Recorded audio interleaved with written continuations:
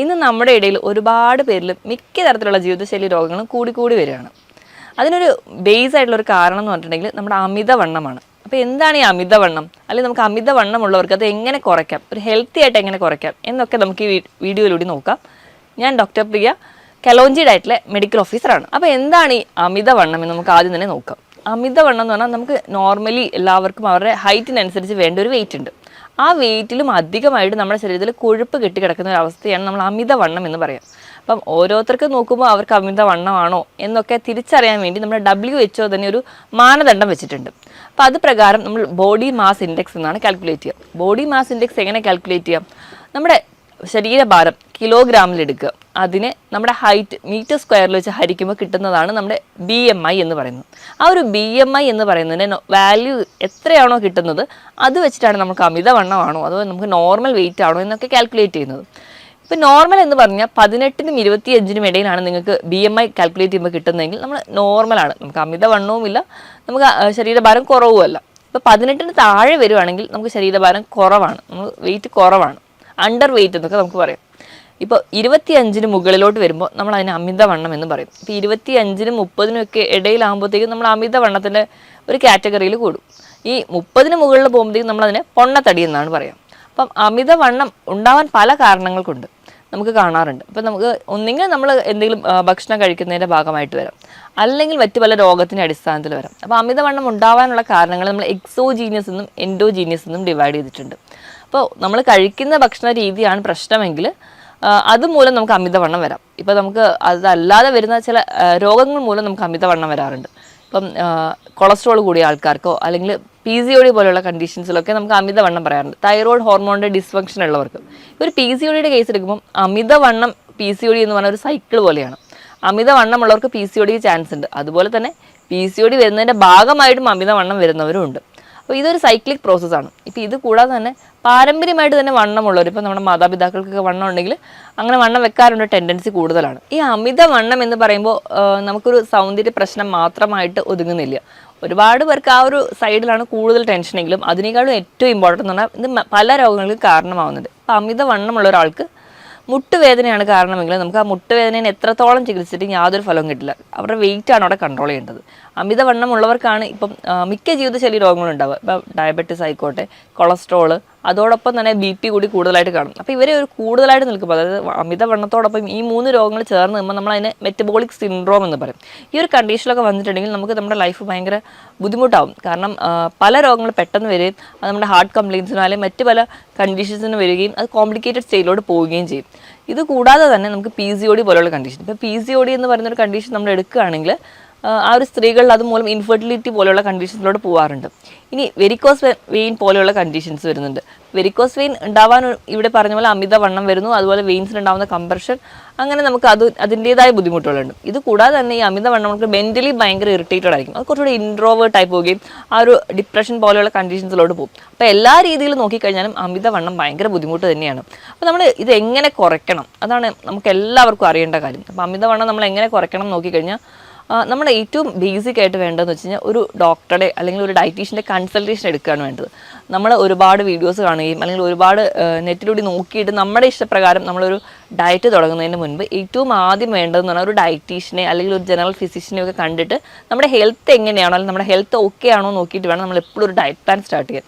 അപ്പോൾ അതിന് മുൻപായിട്ട് അപ്പോൾ നമ്മൾ എന്തൊരു ഡയറ്റ് എടുക്കുകയാണെങ്കിൽ അതിന് മുൻപ് നമ്മുടെ നോർമൽ എല്ലാ വൈറ്റൽസും ഓക്കെ ആണോ നോക്കാം. നമ്മുടെ BP, നമ്മുടെ ഡയബറ്റീസിൻ്റെ ലെവൽ, അല്ലെങ്കിൽ നമുക്ക് ഷുഗർ ഉണ്ടോ, നമുക്ക് തൈറോയ്ഡ് പോലെ എന്തെങ്കിലും കണ്ടീഷൻസ് ഉണ്ടോ എന്നൊക്കെ നോക്കണം. കാരണം ഇങ്ങനെ എന്തെങ്കിലും രോഗങ്ങളുണ്ടെങ്കിൽ നമ്മൾ അത് ട്രീറ്റ് ചെയ്താൽ മാത്രമേ നമ്മുടെ വണ്ണം കുറയുള്ളൂ. ഇപ്പോൾ തൈറോയ്ഡ് ഹോർമോൺ ഡിസ്ഫങ്ഷൻ ഉള്ള ഒരാളാണെങ്കിൽ നമ്മൾ ഡയറ്റ് എടുത്തിട്ടുണ്ടെങ്കിൽ അവിടെ റിസൾട്ട് കിട്ടില്ല. അപ്പോൾ ആദ്യം നമ്മൾ ആ കണ്ടീഷൻ എന്താണെന്ന് നോക്കിയിട്ട് അതിനാദ്യം ട്രീറ്റ്മെൻറ്റ് എടുക്കണം. അതിനോടൊപ്പം തന്നെ നമ്മൾ ഡയറ്റ് എടുത്തു കഴിഞ്ഞാൽ കംപ്ലീറ്റ് ആയിട്ട് റിസൾട്ട് കിട്ടും. അപ്പോൾ മൊത്തത്തിലൊരു ഭക്ഷണം മാത്രം നിയന്ത്രിച്ചാൽ പോരാ, കൃത്യമായൊരു വ്യായാമം വേണം. നമ്മൾ എങ്ങനെയൊക്കെയെങ്കിലും നമ്മൾ കൃത്യമായ ഒരു സമയം കണ്ടെത്തണം വ്യായാമത്തിന് വേണ്ടിയിട്ട്. അപ്പം ആഴ്ചയിൽ ഒരു 5 ദിവസമെങ്കിലും ഒരു അരമണിക്കൂർ മുതൽ 3/4 മണിക്കൂർ വരെയെങ്കിലും ഏതെങ്കിലും തരത്തിൽ നമുക്ക് ഏത് തരത്തിലുള്ള വ്യായാമമാണെന്ന് നല്ലൊരു ഫിറ്റ്നസ്സോ സർട്ടിഫൈഡ് ആയിട്ടുള്ള ഫിറ്റ്നസ് ട്രെയിനറിൻ്റെ അടുത്തോ അല്ലെങ്കിൽ നമ്മുടെ ഒരു ഡോക്ടറെ അടുത്തോ കൺസൾട്ടൻറ്റിൻ്റെ അടുത്തോ ചോദിച്ചതിന് ശേഷം കൃത്യമായിട്ട് വ്യായാമം കൂടി ഉണ്ടെങ്കിൽ നമുക്ക് ഈസി ആയിട്ട് വെയിറ്റ് കുറയ്ക്കാൻ പറ്റും. ഇപ്പോൾ ഒരു 100 കിലോ ഉള്ള ഒരാൾക്കാണെങ്കിൽ ഒരു 65 കിലോ വരെയെങ്കിലുമൊക്കെ സുഖമായിട്ട് കുറയ്ക്കാൻ നമുക്ക് ഈ ഒരു ഡയറ്റിലൂടെ തന്നെ ചെയ്യാൻ പറ്റും. അപ്പോൾ നമ്മൾ ആദ്യം ഈ വൈറ്റൽസ് ഒക്കെ ചെക്ക് ചെയ്തു, എല്ലാം നോർമൽ ആണെന്ന് ഉറപ്പ് വരുത്തി കഴിഞ്ഞാൽ നമ്മുടെ ഫുഡ് ഹാബിറ്റ്സ് ഒക്കെ തന്നെ മാറ്റണം. അപ്പോൾ ഫുഡിൽ ഏറ്റവും ആദ്യം നമ്മൾ കട്ട് ചെയ്യാൻ പറയുക എപ്പോഴും ഒരു ഷുഗറിൻ്റെ ലെവൽ, അതുപോലെ തന്നെ ഉപ്പിൻ്റെ ലെവൽ. അപ്പോൾ നമ്മൾ കംപ്ലീറ്റ്ലി ഷുഗർ കുറയ്ക്കണം. ഷുഗർ കുറയ്ക്കുന്നതിനോടൊപ്പം തന്നെ അന്നജത്തിൻ്റെ അളവ് നല്ലപോലെ കുറയ്ക്കും. കംപ്ലീറ്റ്ലി അത് ഒഴിവാക്കാൻ പറ്റുകയാണെങ്കിൽ അത് ഏറ്റവും നല്ലത്. അപ്പോൾ അന്നജം എന്ന് പറഞ്ഞാൽ നമ്മൾ കഴിക്കുന്ന ചോറ്, ചപ്പാത്തി, ആട്ടയുടെ പ്രൊഡക്ട്സ്, അങ്ങനെ എല്ലാത്തിലും നമ്മൾ ഇപ്പോൾ കഴിക്കുന്ന ബ്രെഡ് ആയിക്കോട്ടെ, ബണ്ണായിക്കോട്ടെ, എല്ലാം കാർബോഹൈഡ്രേറ്റ് ആണ്. അപ്പോൾ അത് കംപ്ലീറ്റ്ലി കുറയ്ക്കുക. ഇനി അടുത്ത് നമ്മൾ ഫാറ്റിൻ്റെ അളവ് കുറയ്ക്കണം. നമ്മൾ എക്സസ് ആയിട്ട് കഴിക്കുന്ന ഫാറ്റ്, അതായത് ഒരുപാട് ഫ്രൈഡ് ഫുഡ് കഴിക്കുക, ഒരുപാട് ടിൻഡ് ഫുഡ് കഴിക്കുക, പ്രോസസ്ഡ് ഫുഡ് കഴിക്കുക. ഇപ്പം മധുരം കുറയ്ക്കുക എന്ന് പറയുമ്പോൾ പഞ്ചസാര മാത്രം, അല്ലെങ്കിൽ ചായയിലോ കാപ്പിയിലോ പഞ്ചസാര കുടിക്കാതിരിക്കുക അല്ലെങ്കിൽ ആഡ് ചെയ്യാതിരിക്കുന്നവരാണെങ്കിൽ അത് മാത്രം അവോയ്ഡ് ചെയ്താൽ പോരാ. നമ്മൾ കഴിക്കുന്ന എല്ലാ ബേക്കറി ഐറ്റംസിലും മധുരം കുറച്ചുകൂടി ഇരട്ടിപ്പിക്കാൻ വേണ്ടിയിട്ട് ഫ്രക്ടോസ് ആണ് ആഡ് ചെയ്യുന്നത്. അത് നമ്മുടെ ഗ്ലൂക്കോസിനേക്കാളും അല്ലെങ്കിൽ നമ്മൾ നോർമൽ ഷുഗറിനേക്കാളും ഇരട്ടി ദോഷം ചെയ്യുന്നതാണ്. അപ്പോൾ ഹൈ ഫ്രക്ടോസ് കോൺ സിറപ്പാണ് മിക്ക വസ്തുക്കളിൽ ആഡ് ചെയ്യുന്നത്. അതുകൊണ്ടാണ് ഇന്ന് മറ്റ് പല ജീവിതശൈലി, ഇപ്പോൾ യൂറിക് ആസിഡിൻ്റെ പ്രശ്നങ്ങളായിക്കോട്ടെ, ഫ്രക്ടോസിൻ്റെ കൂടുതൽ ഉപയോഗം കൊണ്ടാണ് ഫാറ്റി ലിവർ പോലെയുള്ള കംപ്ലയിൻസ് ഒക്കെ ഉണ്ടാകുന്നത്. അപ്പോൾ അതൊക്കെ കൺട്രോൾഡ് ആവുക. അതിനോടൊപ്പം തന്നെ ഡയറ്റ് എടുക്കുമ്പോൾ നമ്മൾ ആദ്യം തന്നെ കൺട്രോൾ ചെയ്യേണ്ടത് ഈ പറഞ്ഞ ഭക്ഷണങ്ങളാണ്. അപ്പോൾ ഈ ഭക്ഷണം കഴിക്കുന്ന ഇതൊക്കെ അവോയ്ഡ് ചെയ്യുമ്പോൾ നമ്മൾ എന്തൊക്കെ കൂടുതലായിട്ട് കഴിക്കണം? കൂടുതലായിട്ട് നമ്മൾ എപ്പോഴും പ്രോട്ടീൻസ് ചേർക്കുക. പ്രോട്ടീൻസ് ആണ് ഏറ്റവും നമുക്ക് വേണ്ടത്. നമ്മുടെ മസിൽ ബിൽഡ് ചെയ്യാനും നമുക്ക് വേണ്ട എനർജി. എപ്പോഴും കാർബോഹൈഡ്രേറ്റ് എന്ന് പറഞ്ഞാൽ നമുക്ക് ഇതിൽ ജോലി ചെയ്യാൻ വേണ്ടിയിട്ടുള്ള എനർജിയാണ് കാർബോഹൈഡ്രേറ്റ് തരിക. അപ്പം ഇന്നത്തെ ഒരു ലൈഫ് സ്റ്റൈൽ പ്രകാരം നമുക്ക് ഒരുപാട് ആയാസമുള്ള അല്ലെങ്കിൽ അധ്വാനമുള്ള ജോലികളൊന്നുമില്ല. അപ്പോൾ കാർബോഹൈഡ്രേറ്റിൻ്റെ അളവ് മാക്സിമം കുറയ്ക്കുക. നമുക്ക് അതിന് പകരം പ്രോട്ടീൻസ് കഴിക്കുക, നല്ലപോലെ വെജിറ്റബിളും ഫ്രൂട്ട്സും കഴിക്കുക. അത് കൂടുതൽ കട്ട് ചെയ്ത് ഫ്രഷ് ആയിട്ട് സാലഡായിട്ട് കഴിക്കാനാണ് ഏറ്റവും നല്ലത്. നമ്മൾ ജ്യൂസാക്കി കഴിക്കുമ്പോൾ വീണ്ടും പഞ്ചസാര ആഡ് ചെയ്യുന്നു, അതിലുള്ള ഫൈബറൊക്കെ നഷ്ടപ്പെടുന്നു. അപ്പോൾ ജ്യൂസാക്കി കഴിക്കാതെ മാക്സിമം കട്ട് ചെയ്ത് കഴിക്കാൻ വേണ്ടി ശ്രദ്ധിക്കുക. ഇപ്പോൾ സീസണൽ ആയിട്ടുള്ള നമ്മുടെ വീട്ടിലൊക്കെയുള്ള പച്ചക്കറികളോ അല്ലെങ്കിൽ നമ്മുടെ നാട്ടിലൊക്കെയുള്ള ഫ്രൂട്ട്സൊക്കെ കൂടുതലായിട്ട് കഴിക്കാൻ വേണ്ടി ശ്രദ്ധിക്കുക. അപ്പോൾ നമുക്ക് അതുവഴി ഉണ്ടാകുന്ന കുറേ വിഷാംശമൊന്നും നമ്മുടെ വയറിലെത്താതിരിക്കുകയും നമ്മുടെ ബോഡീനെ പ്രൊട്ടക്റ്റ് ചെയ്യാൻ പറ്റും. എപ്പോഴും നമ്മൾ സാലഡ് തിരഞ്ഞെടുക്കുമ്പോൾ അതിൻ്റെ കൂടെ തന്നെ ഒലിവ് ഓയിലൊക്കെ ആഡ് ചെയ്യുമ്പോൾ നമുക്ക് നമ്മുടെ ശരീരത്തിൽ നീർക്കെട്ട് ഉണ്ടാകുന്നതോ അല്ലെങ്കിൽ നമ്മുടെ ശരീരത്തിൽ കൊഴുപ്പടിയുന്ന ആ ഒരു ടെൻഡൻസി തന്നെ കുറയും. ഇപ്പോൾ ഒലിവ് ഓയിൽ എന്ന് പറഞ്ഞാൽ നല്ലൊരു ആൻറ്റി ഓക്സിഡൻസ് ആണ്. അത് നല്ലപോലെ ഒമേഗ-3 ഫാറ്റി ആസിഡ്സ് ഉണ്ട്. അപ്പോൾ ഇതൊക്കെ ഉള്ളത് കൊണ്ട് തന്നെ അപ്പോൾ നമ്മുടെ ശരീരത്തിൽ എന്തെങ്കിലുമൊക്കെ ഒരു ഫാറ്റ് അടിയാനുള്ള ടെൻഡൻസി ഉണ്ടെങ്കിൽ അത് മാക്സിമം കുറയുന്നത് കാണാം. അപ്പം ഭക്ഷണത്തിൽ ഈ ഒരു രീതിയിലൂടെ മാറ്റും. ഇപ്പം നമ്മൾ ഒരു ഫുഡ് കഴിക്കുന്ന ഒരു പാറ്റേൺ എടുക്കുകയാണെങ്കിൽ, ഇപ്പം നോർമലി നല്ലപോലെ ഹെവി ആയിട്ട് ഫുഡ് കഴിക്കുന്ന ഒരാളാണെങ്കിൽ ഒറ്റയടിക്ക് ഇതെല്ലാം കട്ട് ചെയ്യാൻ നമുക്ക് പാടായിരിക്കും. അപ്പോൾ നമ്മുടെ പ്ലേറ്റിനെ തന്നെ ഒന്ന് സെറ്റ് ചെയ്യുക എന്ന് നോക്കുമ്പോൾ നോർമലി ഒരു പ്ലേറ്റ് എടുക്കുകയാണെങ്കിൽ അതിൽ ഹാഫ് പോർഷൻ നമ്മൾ പ്രോട്ടീനിലോട്ട് കൊണ്ടുവരും. പ്രോട്ടീൻ നമ്മൾ പയറ്, കടല, പരിപ്പ്, ഇറച്ചി, മീൻ, മുട്ട, ഇതെല്ലാം പ്രോട്ടീൻസിൽ വരും. വെജിറ്റബിൾ ആയിക്കോട്ടെ അല്ലെങ്കിൽ നോൺ വെജ് ആയിക്കോട്ടെ, പ്രോട്ടീൻസ് അര ഭാഗമെങ്കിലും പ്രോട്ടീൻസ് തന്നെ കഴിക്കുക. ഒരു 1/4 ഭാഗം വെജിറ്റബിൾസിനും ഫ്രൂട്ട്സിനും കൊടുക്കുക. ബാക്കി ഒരു 1/4 ഭാഗം മാത്രം, അത് ഒരു പിടി ചോറൊക്കെ മാക്സിമം ആ ഒരു കുറച്ചുകൊണ്ട് വരുന്ന ആദ്യ ഘട്ടത്തിൽ നമുക്ക് കഴിക്കാവുന്നതാണ്. എപ്പോഴും കഴിക്കുന്നുണ്ടെങ്കിൽ തന്നെ ഒരു കുത്തരി തിരഞ്ഞെടുക്കാൻ വേണ്ടി നോക്കുക. കാരണം അതിലൂടെ നമുക്ക് കുറച്ച് ഫൈബർ കിട്ടുമല്ലോ. അപ്പം അത് കഴിഞ്ഞ് നോർമലി അത് കുറച്ചുകൊണ്ട് വരും. ഇപ്പം ചോറിന് പകരം ചപ്പാത്തി കഴിക്കുന്നവരാണെങ്കിൽ 1-2 ചപ്പാത്തിയൊക്കെ ആദ്യ സമയങ്ങളിൽ കഴിക്കാം. കാലക്രമേണ കാർബോഹൈഡ്രേറ്റിൻ്റെ ലെവൽ നല്ലപോലെ കുറച്ചുകൊണ്ട് വരാൻ നിങ്ങൾ ശ്രമിക്കണം. അപ്പോൾ ഒരുപാട് ആൾക്കാരും പറയാറുള്ളതാണ്, ഡയറ്റ് ചെയ്യണമെന്ന് ഭയങ്കര ആഗ്രഹമുണ്ട്, വെയിറ്റ് കുറയ്ക്കാൻ ഭയങ്കര ആഗ്രഹമുണ്ട്, പക്ഷേ എനിക്ക് വിശപ്പ് കൺട്രോൾ ചെയ്യാൻ പറ്റുന്നില്ല, ഭക്ഷണം കുറയ്ക്കുമ്പോഴത്തേക്കും ഭയങ്കരമായിട്ട് വിശക്കുന്നു എന്നുള്ളത്. അപ്പോൾ നമുക്ക് ഈ ഒരു അമിതവണ്ണം ഉണ്ടാവാനുള്ള ഒരു മെയിൻ കാരണം എന്ന് പറഞ്ഞാൽ നമ്മൾ വിശക്കാതെ തന്നെ ഭക്ഷണം കഴിക്കുക എന്നുള്ളതാണ്. നമുക്ക് ഇന്നൊക്കെ എന്ന് പറഞ്ഞു കഴിഞ്ഞാൽ പട്ടിണിയൊന്നുമില്ല, ധാരാളം ഭക്ഷണം കഴിക്കാനുണ്ട്. അപ്പോൾ നമ്മൾ ഇടയിൽ ഇങ്ങനെ ഭക്ഷണം കഴിച്ചുകൊണ്ടേയിരിക്കും. ഇതാണ് പ്രത്യേകിച്ച് വലിയ ജോലിയൊന്നുമില്ല, ഒരു സെഡൻറ്ററി ലൈഫും കൂടിയായിരിക്കും. അതാണ് നമുക്ക് അമിതവണ്ണം ഉണ്ടാവാനുള്ള കാരണം. അപ്പോൾ നമ്മൾ കൃത്യമായിട്ട് ഭക്ഷണം കഴിക്കാൻ വേണ്ടി ഒരു ടൈം ടേബിൾ സെറ്റ് ചെയ്യുക. കൃത്യമായിട്ട് ഇപ്പോൾ നമ്മൾ 3 മീലാണ് നമ്മൾ മെയിനായിട്ടുള്ള 3 മീലാണ് നമ്മൾ മലയാളികൾ കൂടുതലായിട്ട് കഴിക്കുക. രാവിലത്തെ ബ്രേക്ക്ഫാസ്റ്റ്, ഉച്ചത്തെ ലഞ്ച്, രാത്രിത്തെ ഡിന്നർ. അപ്പോൾ ഈ മീൽസിനെ കട്ട് ചെയ്തിട്ട് പല തവണകൾ കുറച്ചുകൂടെ കൂട്ടുക, ക്വാണ്ടിറ്റി കുറച്ചുകൂടെ കുറയ്ക്കുക, നല്ല ക്വാളിറ്റിയുള്ള ഭക്ഷണവും കഴിക്കുക. എങ്കിൽ ഡയറ്റ് ചെയ്യാൻ നമുക്ക് ഈസി ആയിരിക്കും. അപ്പോൾ നമ്മൾ ഇടയിൽ രാവിലത്തെ ബ്രേക്ക്ഫാസ്റ്റ് കഴിഞ്ഞ് ഒരു 11 മണിക്ക് ചെറിയൊരു സ്നാക്ക് ടൈം കൊടുക്കുക.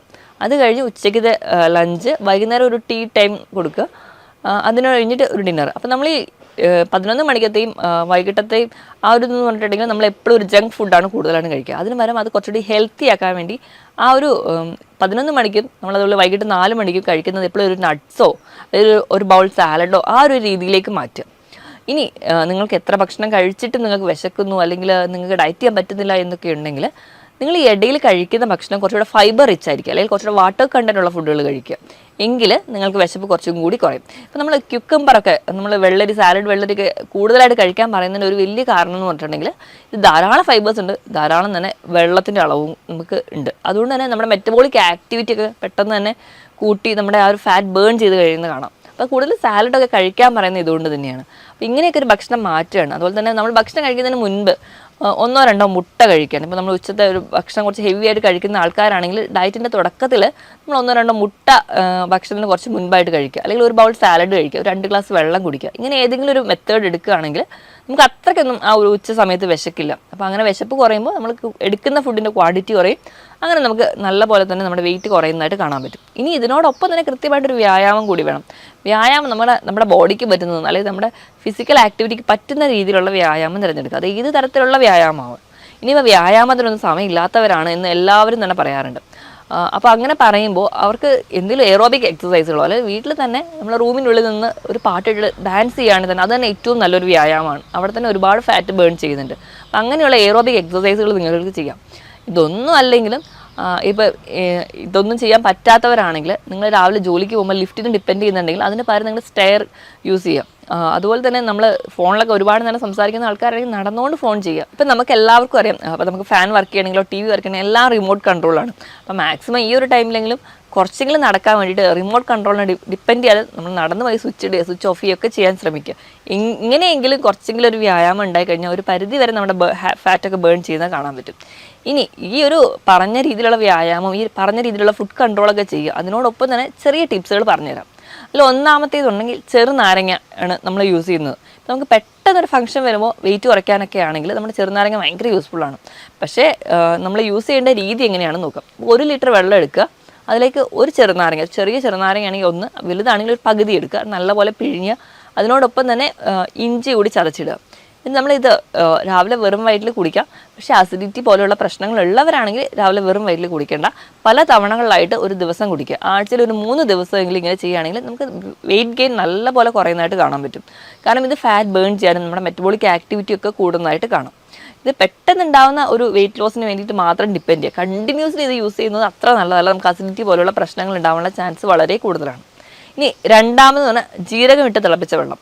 അപ്പോൾ നമ്മളൊരു 250 ml, അതായത് 1/4 ലിറ്ററോളം വെള്ളം എടുക്കുക, ഒരു നുള്ളു ജീരകം ഇട്ട് നല്ലപോലെ തിളപ്പിച്ച് ആ വെള്ളം നമ്മൾ സ്ഥിരമായിട്ട് കുടിക്കുകയാണെങ്കിൽ ഇത് നമ്മുടെ ഫാറ്റ് ബേൺ ചെയ്യാൻ സഹായിക്കും. ജീരകത്തിൽ തൈമോൾ എന്ന് പറയുന്നൊരു കണ്ടന്റ് ഉണ്ട്. ഈ തൈമോൾ എന്ന് പറയുന്ന കണ്ടന്റ് നമ്മുടെ പാൻക്രിയാസിൻ്റെ ആക്ടിവിറ്റി സ്റ്റിമുലേറ്റ് ചെയ്യും.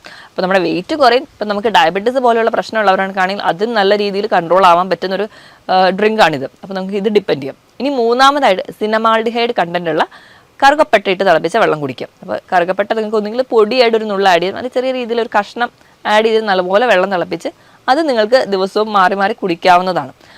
ഈ ഒരു സിനമാൾഡിഹൈഡ് എന്ന് പറയുന്ന കണ്ടന്റ് ഫാറ്റ് ബേൺ ചെയ്യാൻ നല്ല ഒരു മാർഗ്ഗമാണ്. അപ്പോൾ നമ്മുടെ എക്സസൈഡ് വരുന്ന ഫാറ്റ് അത് കുറയ്ക്കുന്നുണ്ട്. അതുപോലെ തന്നെ അതിൻ്റെ ഒരു എൻസൈമാറ്റിക് ആക്ടിവിറ്റി മൂലം നമ്മുടെ ശരീരത്തിൽ ഫാറ്റ് ഡിപ്പോസിറ്റ് ചെയ്യാനുള്ള ടെൻഡൻസി ഉണ്ടെങ്കിൽ അതും കുറയുന്നതായിട്ട് കാണാൻ പറ്റും. ഇനി നാലാമതായിട്ട് ആപ്പിൾ സിഡർ വിനെഗർ. ഇതും അസിഡിറ്റി പോലെയുള്ള പ്രശ്നമുള്ളവർക്കാണെങ്കിൽ കണ്ടിന്യൂസ്ലി യൂസ് ചെയ്യുന്നത് അത്ര നല്ലതല്ല. ഇനി അല്ലാത്ത ആൾക്കാരാണെങ്കിൽ 150 ml വെള്ളം എടുത്തിട്ട് അതിലേക്ക് 1 teaspoon apple cider vinegar add ചെയ്യുക, നല്ലോണം മിക്സ് ചെയ്തിട്ട് നിങ്ങൾക്ക് രാവിലെ വെറും വയറ്റിൽ കുടിക്കാം. പക്ഷേ അസിഡിറ്റി പോലെയുള്ള പ്രശ്നമുള്ളവരാണെങ്കിൽ ഇത് യൂസ് ചെയ്യാതിരിക്കുക. ഇത് നിങ്ങൾക്ക് ഇടയിലൊക്കെ കുടിക്കാവുന്നതാണ്. അങ്ങനെ ചെയ്ത് കഴിഞ്ഞാലും നിങ്ങൾക്ക് ഒരു പരിധി വരെ ഫാറ്റ് ബേൺ ചെയ്യുന്നത് കാണാം. പക്ഷെ കണ്ടിന്യൂസ്ലി ഇതൊക്കെ യൂസ് ചെയ്യുമ്പോൾ നമ്മുടെ ഇനാമൽ, നമ്മുടെ പല്ലിന് ചെറിയ കേട് വരാനൊക്കെയുള്ള ചാൻസുകളുണ്ട്. അപ്പോൾ മാക്സിമം ഇടയിൽ ഇപ്പോൾ ആഴ്ചയിൽ 3 ദിവസമോ അങ്ങനെയൊക്കെ മാറി നിങ്ങൾ കുടിക്കുന്നത് ഒരു പരിധി വരെ നിങ്ങളുടെ ഫാറ്റ് ബേൺ ചെയ്യും, നിങ്ങളുടെ വെയിറ്റ് കുറയുന്നതായിട്ടും കാണാൻ പറ്റും.